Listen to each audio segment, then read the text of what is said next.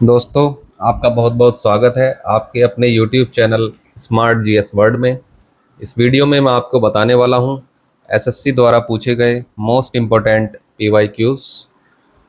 मेरा last video जो मैंने अपलोड किया था वो थोड़ा सा लेंदी हो गया था, बट डोंट वरी, वीडियो भले ही थोड़ा लंबा हो जाए लेकिन फैक्ट्स से कंप्रोमाइज़ नहीं होना चाहिए। क्वेश्चन से रिलेटेड जितने भी इम्पोर्टेंट फैक्ट्स हैं जो एग्ज़ाम्स में पूछे जाते हैं या पूछे जाने की संभावना जिनकी ज़्यादा होती है, मैं उनको कवर करके चलता हूँ। आप वीडियो को 2x की स्पीड पर चलाकर देख सकते हैं। तो आइए शुरू करते हैं पहले क्वेश्चन के साथ। विज्ञान और प्रौद्योगिकी के लिए राज्य मंत्री स्वतंत्र प्रभार कौन है? तो इसका आंसर हो जाएगा जितेंद्र सिंह। जितेंद्र सिंह जी के बारे में जान लेते हैं थोड़ा। ये पेशे से डॉक्टर हैं। इनकी स्पेशलिटी जो है डॉक्टर में मधुमेह या डायबिटोलॉजी में है, मतलब कि डायबिटीज़ का ट्रीटमेंट करते हैं ये जम्मू कश्मीर जो केंद्र शासित प्रदेश है वहाँ से ये भाजपा सांसद हैं। इनका लोकसभा क्षेत्र जहाँ से ये सांसद हैं ये उधमपुर है। उधमपुर जम्मू कश्मीर में ही है। पहली बार लोकसभा सांसद 2014 में बने थे ये राष्ट्रीय मधुमेह समिति के भूतपूर्व अध्यक्ष भी रह चुके हैं। इनकी डायबिटोलॉजी के लिए इनको सन 2024 में लाइफ टाइम अचीवमेंट पुरस्कार भी मिला है। जम्मू कश्मीर में पॉलिसी मेकिंग और रिफॉर्म्स के लिए जाने जाते हैं, ये इम्पोर्टेंट है। ये देख सकते हैं आप, डॉक्टर जितेंद्र सिंह की इमेज है। आगे देखते हैं। वर्तमान जो मंत्रालय हैं इनके पास वो 6 मंत्रालय हैं। एक मंत्रालय की चर्चा हम कर चुके हैं, ये विज्ञान और प्रौद्योगिकी मंत्रालय है। इनका स्वतंत्र प्रभार है इनके पास। फिर आगे इनके पास क्षेत्र विकास मंत्रालय के राज्य मंत्री हैं ये। प्रधानमंत्री कार्यालय के राज्य मंत्री हैं। प्रधानमंत्री पीएमओ बोला जाता है शॉर्ट फॉर्म में, प्राइम मिनिस्टर ऑफिस। आगे ये केंद्रीय अंतरिक्ष विभाग और परमाणु ऊर्जा विभाग के राज्य मंत्री हैं। केंद्रीय पृथ्वी विज्ञान राज्य मंत्री है ये, इसका भी इनके पास स्वतंत्र प्रभार है, यानी कि इंडिपेंडेंट चार्ज है इनके पास। आगे केंद्रीय कार्मिक लोक शिकायत और पेंशन राज्य मंत्री भी का प्रभार भी इन्हीं के पास है। आगे देख लेते हैं, 4 ऑप्शन है उनके बारे में बात कर लेते हैं। रमेश पोखरियाल जी के बारे में आपको पता होना चाहिए। रमेश पोखरियाल जी उत्तराखंड के 5वें मुख्यमंत्री रह चुके हैं सन 2009 से सन 2011 तक। ये हरिद्वार से सांसद हैं। हिंदी कवि हैं, इनकी बहुत सारी कविताएं फेमस हैं, कविताएं लिखते हैं ये पूर्व मानव संसाधन विकास मंत्री रह चुके हैं। ये मानव संसाधन विकास जो मंत्रालय था इसका नाम जुलाई 2020 में इस मंत्रालय का नाम बदलकर शिक्षा मंत्रालय कर दिया गया था। तो इसलिए पहले शिक्षा मंत्री भी हमारे रमेश पोखरियाल जी ही रहे हैं। फ्रेंड्स, ये दोनों पॉइंट जो है वो इम्पोर्टेंट है, ये आपको याद होने चाहिए। ये रमेश पोखरियाल जी की इमेज है, ये देख लीजिए। आगे अगला ऑप्शन है धर्मेंद्र प्रधान जी। धर्मेंद्र प्रधान जी जो है उड़ीसा से सांसद हैं। ये वर्तमान में शिक्षा मंत्री हैं जुलाई 2021 से। रमेश पोखरियाल जी के बाद यही आए थे शिक्षा मंत्रालय का प्रभार ग्रहण करने। अगला इनके पास जो है पेट्रोलियम और प्राकृतिक गैस मंत्रालय भी था सन 2014 से सन 2021 तक। ये इस्पात मंत्रालय यानी कि स्टील इंडस्ट्री के जो है कैबिनेट मंत्री रह चुके हैं सन 2019 से सन 2021 तक। ये कौशल विकास और उद्यमिता मंत्रालय भी इनके पास था 17 से सन 2021 तक। वर्तमान में इनके पास शिक्षा मंत्रालय है, ये आपको याद रखना है। आगे देखते हैं अश्विनी वैष्णव जी। ये पूर्व आईएएस अधिकारी हैं। पूर्व IAS अधिकारी हैं, जो कि उड़ीसा कैडर से में IAS अधिकारी थे। उड़ीसा से ही जो है राज्यसभा सांसद हैं ये निर्विरोध चुने गए हैं। ये इम्पोर्टेंट है, ये आपको याद होना चाहिए।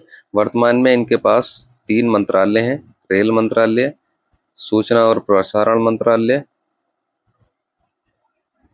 तीसरा है इलेक्ट्रॉनिक और सूचना प्रौद्योगिकी मंत्रालय। ये कुछ इंपॉर्टेंट फैक्ट्स थे जो हम लास्ट क्वेश्चन के बारे में डिस्कस किए, तो ये आपको पता होने चाहिए। जहाँ जहाँ इम्पोर्टेंट है फ्रेंड्स मैं आपको बताता चलूँगा कि ये ज़्यादा इम्पोर्टेंट है या ये थोड़ा कम इम्पोर्टेंट है। अगला क्वेश्चन देखते हैं। निम्नलिखित में से किस भारतीय का नाम टाइम मैगजीन की 2021 के 100 सबसे प्रभावशाली लोगों की सूची में है? तो इसका आंसर हमारा हो जाएगा हमारे प्रिय प्रधानमंत्री जी नरेंद्र मोदी जी का नाम। नरेंद्र मोदी जी के बारे में देख लेते हैं थोड़ा। नरेंद्र मोदी जी का जन्म 1950 में बाड़नगर एक जगह है गुजरात में, वहां पर हुआ था। इनकी माता का नाम जो है हीराबेन है। इनके पिता का नाम दामोदर दास है, जो इनके नाम में इंक्लूड है, नरेंद्र दामोदर दास मोदी पूरा नाम है इनका ये। पॉलिटिकल साइंस में MA किया है हमारे मोदी जी ने। सन 2014 में पहली बार प्रधानमंत्री बने थे, 2019 में सेकंड बार बने थे और 2024 में तीसरी बार प्रधानमंत्री बने थे। निर्वाचन क्षेत्र इनका वाराणसी उत्तर प्रदेश है। गुजरात के मुख्यमंत्री रह चुके हैं, जो कि 13 साल तक रह चुके हैं, सन 2001 से सन 2014 तक। 2014 में प्रधानमंत्री बनने के बाद इन्होंने गुजरात के मुख्यमंत्री का पद त्याग दिया। मासिक रेडियो कार्यक्रम शुरू किया इन्होंने, एक मन की बात। इसमें इनका निर्वाचन क्षेत्र पूछ लेता है, प्रधानमंत्री कार्यकाल पूछ लेता है, ये तो पता ही है वैसे भी आजकल सभी को। गुजरात के मुख्यमंत्री का कार्यकाल पूछ लेता है। इन्होंने नए संसद भवन की आधारशिला रखी थी, जो कि सन 2020 में रखी थी। इसका उद्घाटन सन 2023 में किया था इन्होंने। इसके बारे में हम अभी आगे देखेंगे। इसके बारे में भी इम्पोर्टेंट क्वेश्चंस जो एग्जाम्स में पूछे जाते हैं वो मैं डिस्कस करूंगा। इन्होंने इनके नाम पर जो है नरेंद्र मोदी स्टेडियम, जो कि अहमदाबाद गुजरात में है, इस नरेंद्र मोदी स्टेडियम का पुराना नाम पूछ लेता है। मोटेरा स्टेडियम है, जो कि सन 1982-83 में इसकी स्थापना हुई थी। अब इसका जो पुनरुद्घाटन हुआ है या फिर वो हुआ है तो वो सन 2020 में हुआ है। इसकी क्षमता 1,32,000 लोगों की है। 1,32,000 लोग एक साथ इसमें मैच देख सकते हैं। ये भारत का सबसे बड़ा स्टेडियम है। आगे देखते हैं। संसद भवन के बारे में बोला था मैंने। संसद भवन, इसका नया नाम जो है अब संविधान सदन कर दिया गया है। इसकी आधारशिला सन 2020 में रखी थी, उद्घाटन सन 2023 में हुआ। इसको डिजाइन किसने किया था? तो ये विमल पटेल जी हैं, इन्होंने डिजाइन किया था। इनको सन 2019 में पद्मश्री भी मिला। इन विमल पटेल की जो डिजाइनिंग कंपनी है वो है HCP, ये भी याद होना चाहिए आपको। इसका निर्माण जो है वो टाटा प्रोजेक्ट्स लिमिटेड ने किया था। ये जो परियोजना है वो है केंद्रीय विस्टा पुनर्विकास परियोजना। ये बहुत इंपॉर्टेंट क्वेश्चन है, बहुत पूछते हैं आजकल जो है ना। SSC थोड़ा अंदर से जाके क्वेश्चन पूछने लगा है, तो इस टाइप के क्वेश्चन बहुत ज़्यादा बनते हैं। ये चीज़ें याद होनी चाहिए आपको। इसका शेप जो है वो त्रिकोणीय आकार है, ट्रायंगुलर शेप है इस टाइप से। लोकसभा सीटों की क्षमता इसमें 888 है। राज्यसभा सीटों की क्षमता 384 है। मैक्सिमम इतने लोग बैठ सकते हैं। संयुक्त सत्र की अगर बात करें तो संयुक्त सत्र वाला जो ऑडिटोरियम है उसमें 1272 सीटें हैं। इसमें लोकसभा में ये तीनों चीज़ें इम्पोर्टेंट है। इसमें लोकसभा में मोर थीम है और राज्यसभा में कमल थीम है, ये पता होना चाहिए आपको। ये देख सकते हैं आप, ये नया संसद भवन की बिल्डिंग है और इसी के पीछे ये पुराने संसद भवन की बिल्डिंग है। यहाँ पे थोड़ा क्लोजअप ले सकते हैं। ये है पुराना संसद भवन। आगे देखते हैं, नरेंद्र मोदी द्वारा लिखी गई बुक्स के बारे में थोड़ा चर्चा कर लेते हैं। इनके द्वारा जो किताबें लिखी गई उस पर चर्चा कर लेते हैं।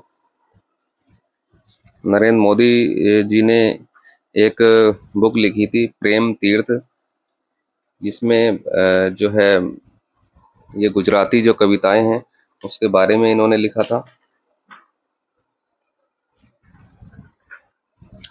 अगली है, इन्होंने एक बुक लिखी थी, नरेंद्र मोदी कन्वीनियंट एक्शन, नरेंद्र मोदी जी ने लिखी थी। ये गुजरात के जो जलवायु परिवर्तन है, जलवायु परिवर्तन की जो चुनौतियां हैं, जलवायु परिवर्तन की चुनौतियां हैं, उनका गुजरात ने कैसे सामना किया। लिखने की थोड़ी जगह नहीं है तो इसलिए मैं बता देता हूँ आपको ऐसी। अगली बुक है इनकी, एग्जाम वॉरियर्स। एग्जाम वॉरियर्स इन्होंने बच्चों की परीक्षा की तैयारी हेतु लिखी, बच्चों की परीक्षा की तैयारी हेतु।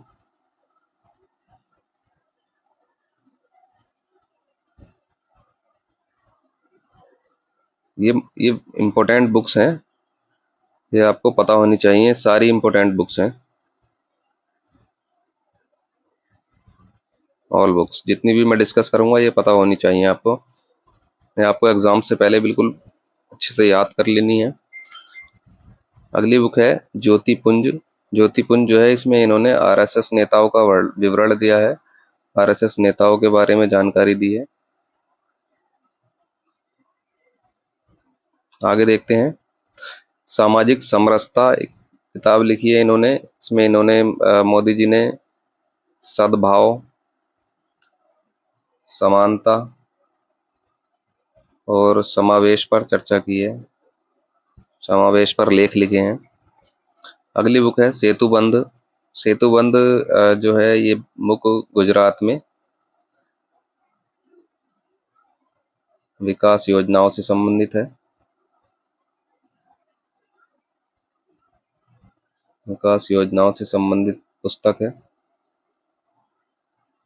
तो ये कुछ मोदी जी द्वारा लिखी गई 6 पुस्तकों के बारे में अभी मैंने चर्चा की है, ये आपको 6 की 6 बुक्स याद होनी चाहिए। अब देख लेते हैं मोदी जी के ऊपर कौन सी किताब लिखी गई है। तो ये पहली बुक है मोदी इफेक्ट, जिसको लिखा है लॉस प्राइज ने। दूसरी बुक है नरेंद्र मोदी ए पॉलिटिकल बायोग्राफी, ये लिखा है एंडी मरीनो ने। फिर है Narendra Modi the man the times, ये लिखा है निरंजन मुखोपाध्याय ने, निरंजन मुखोपाध्याय जी ने। फिर है द नमो स्टोरी, इसको लिखा है किंगसुक नाग, एक राइटर है, किंगसुक नाग। आगे देखते हैं, फिर है Narendra Modi common man's PM, इसको लिखा है किशोर मकवाना जी ने।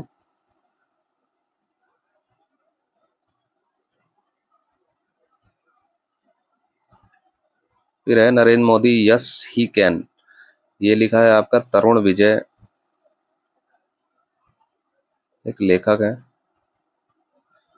इन्होंने लिखी है। फिर है Modi again by Modi is right for India, ये लिखी है अनिरब गांगुली जी ने, अनिरब गांगुली जी ने लिखी है। आगे देखते हैं, बस ये लास्ट 3 बुक्स और हैं, इसके बारे में डिस्कस कर लेते हैं। Narendra Modi the game changer लिखी है सुदेश वर्मा ने।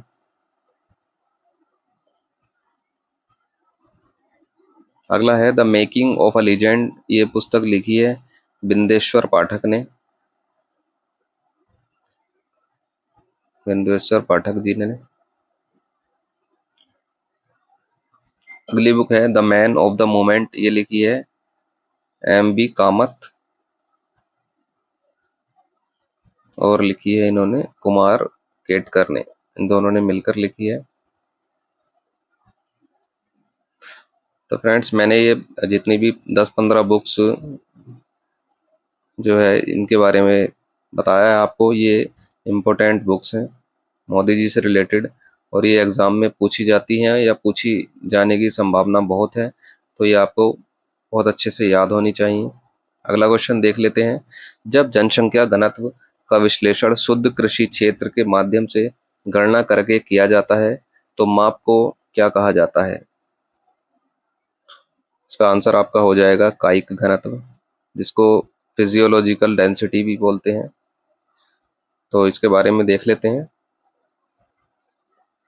कायिक घनत्व जो है वो कुल जनसंख्या डिवाइडेड बाई को भाग दे, कुल कृषि योग्य भूमि का क्षेत्रफल से भाग देने पर कायिक घनत्व आ जाता है। कायिक घनत्व का मतलब है कि उपलब्ध जो कृषि योग्य भूमि है उस पर कितनी जनसंख्या निर्भर है। ये बहुत कायिक घनत्व और जो है ये हमारा कृषि घनत्व, इन दोनों में बहुत ज़्यादा डिफरेंस नहीं है, तो आप बहुत ध्यान से इसको याद रखना है। कुल टोटल कायिक घनत्व में टोटल जनसंख्या और टोटल कृषि योग्य भूमि का क्षेत्रफल आता है। और कृषि जो घनत्व है वो यही बता देता हूँ, वैसे आगे भी अगली स्लाइड में कृषि घनत्व के बारे में चर्चा की है। कृषि घनत्व जो है वो आपकी कुल जनसंख्या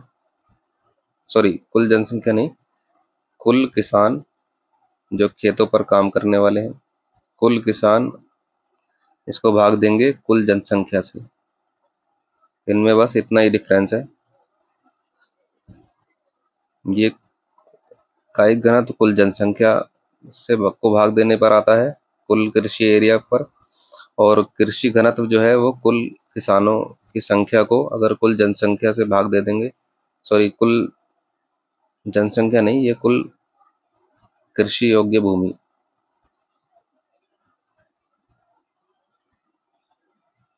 कृषि योग्य भूमि को भाग देंगे। तो जल्दी से देख लेते हैं, जैसे कि कायिक घनत्व कैसे निकलता है। यदि किसी देश की कुल जनसंख्या मान लो 10 करोड़ है और उसकी कुल कृषि योग्य भूमि 1 लाख वर्ग किलोमीटर है, तो कायिक घनत्व जो है वो 1000 व्यक्ति पर किलोमीटर हो जाएगा।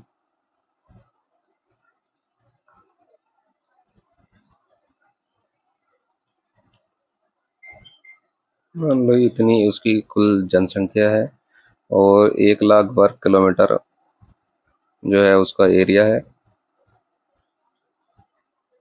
तो ये 5 जीरो से हम 5 जीरो काट देंगे तो आएगा निकल के 1000 व्यक्ति प्रति वर्ग किलोमीटर। आगे देखते हैं एग्रीकल्चर कृषि घनत्व, इसकी बात हम कर चुके हैं। प्रति वर्ग किलोमीटर कृषि योग्य भूमि पर काम करने वाले किसानों की संख्या तो बताता है, सिर्फ इतना है। आगे देखते हैं सकल घनत्व, ग्रॉस डेंसिटी जो है एक खेत में एक वर्ष में कुल कितनी बार फसलें उगाई जाती हैं, ये सिर्फ इतना बताता है। यह भूमि के उपयोग की गहनता को दर्शाता है और इसकी गणना सकल कृषि क्षेत्र और शुद्ध बोए गए क्षेत्र के अनुपात से की जाती है। आगे देखते हैं शुद्ध घनत्व या फिर नेट डेंसिटी। यह प्रति व्यक्ति शुद्ध कृषि योग्य भूमि के क्षेत्रफल को दर्शाता है। कैसे निकालते हैं इसको? कृषि श्रमिकों की संख्या को अगर भाग दे देंगे हम शुद्ध कृषि योग्य भूमि का क्षेत्रफल से, तो ये शुद्ध घनत्व निकल जाता है। यहाँ पे गलत टाइपिंग एरर हो गया है, कृषि घनत्व नहीं है, शुद्ध घनत्व है। महत्व क्या है इसका? यह कृषि संसाधनों पर पड़ने वाले दबाव और खाद्य उत्पादन तथा संसाधन प्रबंधन की संबंधित चुनौतियों को समझने में मदद करता है। आइए अगले क्वेश्चन पर। लठमार होली मुख्य रूप से किस राज्य में मनाई जाती है? तो इसका आंसर आपको पता है, उत्तर प्रदेश में मनाई जाती है। उत्तर प्रदेश के दो शहर हैं, बरसाना और नंदगांव, इन दोनों में मुख्य रूप से मनाई जाती है। ये मथुरा जिले में पड़ते हैं, या ब्रज क्षेत्र में पड़ते हैं। ये ब्रज क्षेत्र में पड़ते हैं, यहाँ पर ब्रज गीत गाए जाते हैं इस वाले लठमार होली पर। ये वास्तविक जो होली का त्योहार होता है जो कि मार्च में आता है, फागुन महीने में, फागुन महीने में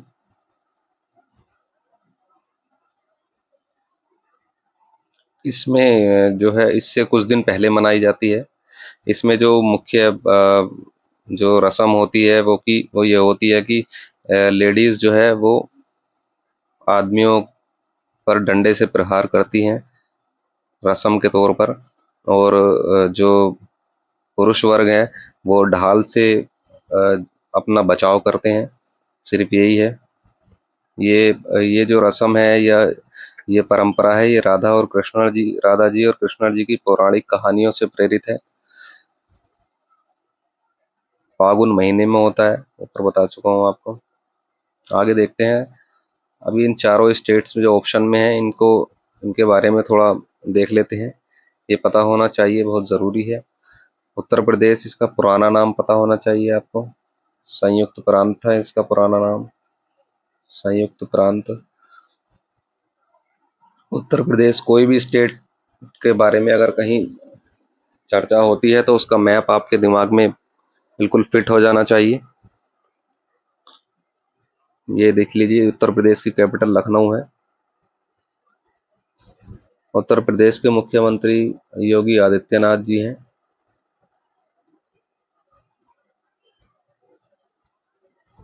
योगी आदित्यनाथ जी हैं। गवर्नर इसके आनंदीबेन पटेल जी हैं। आनंदीबेन पटेल जी इसकी गवर्नर है। लोकसभा सीटें यूपी में 80 हैं, राज्यसभा सीटें 31 हैं, और विधानसभा सीटें 403 हैं। विधान परिषद भी यूपी में है, विधान परिषद, जिसमें 100 सीटें हैं। विधान परिषद वाले अभी प्रेजेंट में 6 राज्य हैं। पहले कितने थे? पहले 7 थे, लेकिन जब से ये जम्मू कश्मीर जो है ये यूटी बना है, केंद्र शासित प्रदेश बना है, तो ये 6 रह गए हैं विधान परिषद वाले राज्य। विधान परिषद वो होता है जहाँ पर विधानसभा और विधान पालिका दोनों होते हैं। 6 राज्य देख लेते हैं कौन कौन से हैं जल्दी से। आंध्र प्रदेश है, बिहार है, कर्नाटक है, महाराष्ट्र है, तेलंगाना है, और अपना ये उत्तर प्रदेश। उत्तर प्रदेश का हाई कोर्ट इलाहाबाद में है। इलाहाबाद हाई कोर्ट, जिसका अब नाम बदलकर प्रयागराज कर दिया गया है, इलाहाबाद का नाम। उत्तर प्रदेश की सीमा कितने राज्यों से, केंद्र प्रशासित प्रदेशों से और देशों से लगती है? तो उत्तर प्रदेश की जो सीमा है वो 8 तो राज्यों से लगती है, एक लगती है केंद्र शासित प्रदेश से जो कि दिल्ली है, और एक देश से लगती है जो कि नेपाल है, नेपाल से लगती है इसकी, ईस्ट यूपी की जो बाउंड्री है। 8 राज्य भी देख लेते हैं कौन कौन से हैं। उत्तराखंड है, हिमाचल प्रदेश है ऊपर, हरियाणा है, राजस्थान है, मध्य प्रदेश है, छत्तीसगढ़ है, बिहार है, और झारखंड है। ये 8 राज्य हैं, ये पता होना चाहिए। अकेला ऐसा राज्य है जिसकी सीमा सबसे ज्यादा राज्यों से मिलती है। क्षेत्रफल में जो है वो कौन सा स्थान है यूपी का? ये चौथा स्थान इसमें है क्षेत्रफल में, और जनसंख्या में जो है पहला स्थान है। आगे देख लेते हैं। महेंद्र वर्मन प्रथम निम्नलिखित में से किस राजवंश का शासक था? तो इसका आंसर हो जाएगा पल्लव राजवंश के शासक थे। महेंद्र वर्मन प्रथम के बारे में जान लेते हैं कुछ। इन्होंने 7वीं शताब्दी के प्रारंभ में सन 600 से 630 ईस्वी तक दक्षिण भारत पर शासन किया था इन्होंने। ये विद्वान, चित्रकार, वास्तुकार और संगीतकार थे। इनका उपनाम पूछ लेता है, ये इम्पोर्टेंट है। गुणभरण और बागी भक्ति। इनके पिता सिंह विष्णु जो कि इस पल्लव वंश के संस्थापक हैं। ये बहुत क्वेश्चन आता है, ये वाला पता होना चाहिए आपको। पल्लव वंश के संस्थापक, इनका महेंद्र वर्मन प्रथम के पुत्र और उत्तराधिकारी जो है नरसिंह वर्मन प्रथम है। ये भी काफी प्रसिद्ध राजा रहे हैं, काफी समय इनका शासन चला। इनकी उपाधि है चित्रकवि, ये इंपॉर्टेंट है, ये पूछ लेता है। इनकी एक और उपाधि है महेंद्र वर्मन प्रथम की, चैत्याकारी बोलते थे इनको। चैत्याकारी बोलते हैं मंदिर निर्माता को, जो मंदिर बनाता है, मंदिर निर्माता को, ये भी इम्पोर्टेंट है। इनके प्रसिद्ध संस्कृत नाटक दो हैं, मतविलास प्रश्न का, इसकी इमेज देख सकते हैं आप, और एक भगवदज्जुक का है। ये दोनों ही इम्पोर्टेंट है एग्जाम्स पॉइंट ऑफ व्यू से। धार्मिक प्रवृत्ति देख लेते हैं इनकी। शुरू में जैन धर्म थे, जैन धर्म को मानते थे। बाद में इन्होंने तमिल शैव संत है एक अप्पर, जिनको तिरुनावुक्कर सर भी बोलते हैं, इन्होंने इनके प्रभाव में आके शैव धर्म अपना लिया था। आगे देख लेते हैं थोड़ा सा और। इनके मुख्य प्रतिद्वंदी जो हैं वो चालुक्य राजा थे एक, पुलकेशिन द्वितीय, ये थे इनके मुख्य प्रतिद्वंदी। इन्होंने, पुलकेशिन द्वितीय ने इनको हरा दिया था, पुलकेशिन द्वितीय ने हराया और इन्होंने कांची पर अधिकार कर लिया था। पुलकेशिन द्वितीय ने कांची पर अधिकार कर लिया था। महेंद्र वर्मन प्रथम ने जो वास्तुकला की शुरुआत की थी वो है शैलकृत या चट्टान काटकर मंदिर बनाने की। देख सकते हैं इमेज में आप, शैल, एक ही चट्टान को काटकर कैसे मंदिर बनाए जाते थे। बहुत ये इस जो शैलकृत शैली है, इसको पल्लव शैली बोला गया, महेंद्र वर्मन शैली बोला गया। प्रसिद्ध शैलकृत मंदिर देख लेते हैं। ये मंदगपट्टू का त्रिमूर्ति मंदिर है, ये तमिलनाडु में ही है, जो लकड़ी, ईंट, धातु और चूना से बना है। इनके जो रचित संगीत के नोट हैं वो कुडिमिया मलाई शिलालेख पर पाए जाते हैं, इम्पोर्टेंट है। इनकी प्रमुख रचनाएं कांची विश्वविद्यालय का निर्माण है, ये भी इम्पोर्टेंट है। आगे देखते हैं, पल्लव वंश के बारे में थोड़ा देख लेते हैं। पल्लव वंश जो है दूसरी शताब्दी के मध्य से लेकर 9वीं शताब्दी के अंत तक था, मतलब कि 275 से लेके 897 तक था ये, सन 897 तक। पल्लव वंश की राजधानी कांची या कांचीपुरम है, ये इम्पोर्टेंट है। पल्लव वंश के संस्थापक बता चुका हूँ आपको पीछे। मुख्य धर्म वैष्णव धर्म है। प्रयुक्त लिपि जो है वो ग्रंथ लिपि है। इनके पल्लवों के द्वारा जो विकसित शैली थी वो द्रविड़ शैली थी, प्रारंभिक द्रविड़ शैली बोल सकते हैं, द्रविड़ शैली बोल सकते हैं। द्रविड़ शैली जो है वो दक्षिण भारत में उत्पन्न हुई थी। ये मंदिर निर्माण शैली है, मंदिर निर्माण शैली है। देखो, उत्तर भारत की अगर बात की जाए तो यहाँ पे नागर शैली होती है। दक्षिण भारत में, दक्षिण भारत में द्रविड़ शैली होती है, और मध्य भारत या फिर इन दोनों का जो मिश्रण है वो बोलते हैं बेसर शैली। इनके बारे में आपको डिटेल तरीके से आगे बताऊंगा। तो इनका अंतिम शक्तिशाली शासक पल्लव वंश का कौन था? अपराजित वर्मन, या अंतिम शासक ही था ये।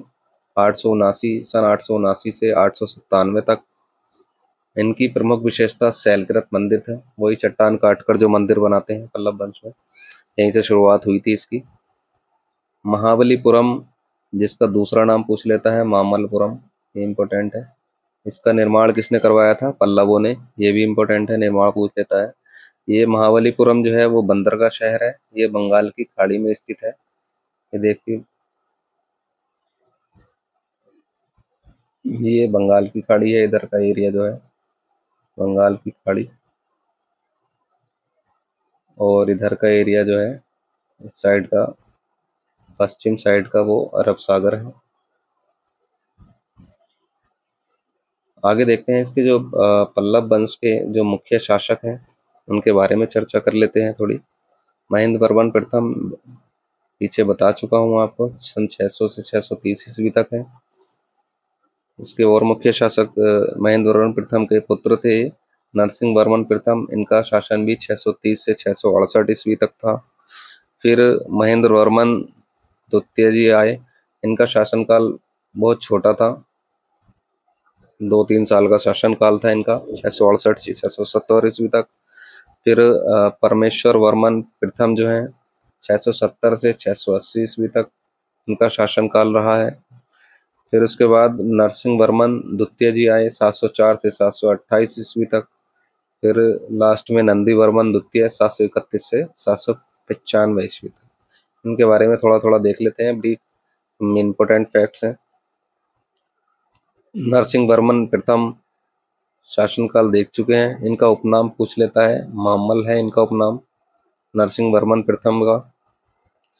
नरसिंह वर्मन प्रथम की उपाधि पूछ लेता है, बात्पीकोंड, ये इम्पोर्टेंट है। इन्होंने रथ मंदिरों का निर्माण किया था जिनकी संख्या 7 है। इनको एकाश मंदिर बोलते हैं, पंचरथ पांडव रथ मंदिर बोलते हैं।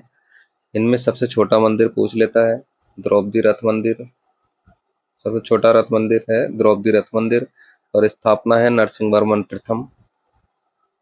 वातापी के युद्ध में इन्होंने, जिसको इनके पिता ने हरा दिया था, पुलकेशिन द्वितीय ने इनके पिता महेंद्र वर्मन प्रथम को हरा दिया था, तो उसको इन्होंने हरा दिया था वातापी के युद्ध में, पुलकेशिन द्वितीय की हार। महेंद्र वर्मन द्वितीय का बहुत छोटा शासनकाल था, इनके बारे में क्वेश्चन नहीं पूछे जाते हैं। अगला देख लेते हैं नरसिंह वर्मन द्वितीय जी, शासनकाल 704 से 728। अरबों के आक्रमण के समय पल्लव शासक थे। उपाधियां पूछ लेता है इनकी एग्जाम में, राज सिंह, आगमप्रिय और शंकर भक्त, ये तीनों उपाधियां धारण की थी इन्होंने। कांची में इन्होंने कैलाशनाथ मंदिर का निर्माण करवाया था। कैलाशनाथ मंदिर का दूसरा नाम है राज सिंहेश्वर मंदिर, ये भी पूछा गया है एग्जाम में। कहाँ पर है? कांची में है। मंदिर में पल्लव राजाओं की और रानियों की आदमकद तस्वीरें लगी हुई हैं। इसी मंदिर के निर्माण से द्रविड़ स्थापत्य कला की शुरुआत हुई थी। द्रविड़ स्थापत्य कला की एग्जाम्पल है जैसे महाबलीपुरम में शोर मंदिर है। दंडी किसके लेखक हैं? दश कुमार चरित्र के लेखक। पहले तो ये इंपॉर्टेंट है, क्वेश्चन आया हुआ है, पैट क्वेश्चन है। इन्हीं के दरबार में रहते थे नरसिंह वर्मन द्वितीय जी के। ये पल्लव वंश में जो द्रविड़ शैली की शुरुआत हुई थी, ये अपने उत्तर भारत की शैली है, नागर शैली। द्रविड़ शैली दक्षिण भारत की है, और बेसर शैली जो इन दोनों का मिश्रण है। नागर शैली में देख सकते हैं आप, इसका जो शीर्ष है, मंदिर का जो शीर्ष है वो त्रिकोणीय है, त्रिकोणीय आकार का है। इसमें जो है दक्षिण भारत में जो द्रविड़ शैली है, इसमें शीर्ष में त्रिकोण नहीं है, त्रिकोण नहीं है, सेमी कोन टाइप से है। और जो बेसर शैली है, जो इन दोनों का मिश्रण है, नागर शैली प्लस द्रविड़ शैली, नागर प्लस द्रविड़, तो इसमें दोनों शेप है, देख सकते हैं आप ये, और ऊपर त्रिकोणीय शीर्ष भी अलग से है। आगे देखते हैं परमेश्वर वर्मन प्रथम, इनका शासनकाल 670 से 680 ईस्वी तक था। बस इनके बारे में इम्पोर्टेंट क्वेश्चन ये है कि इन्होंने चालुक्य शासक विक्रमादित्य प्रथम को हराया था, इससे और क्वेश्चन नहीं पूछे जाते हैं। फिर है नंदी वर्मन द्वितीय, इनका शासनकाल 731 से 795 ईस्वी तक है। इन्होंने कांची के मुक्तेश्वर मंदिर का निर्माण करवाया था। वैकुंठ पेरुमाल मंदिर का निर्माण कराया था, और प्रसिद्ध वैष्णव संत तिरुमंगई अलवार जो है वो इनके समकालीन थे। इसी के साथ आज का वीडियो यहीं समाप्त होता है। कैसा लगा मेरा आज का लेक्चर? कमेंट सेक्शन में अपना कीमती फीडबैक जरूर दें। Thank you.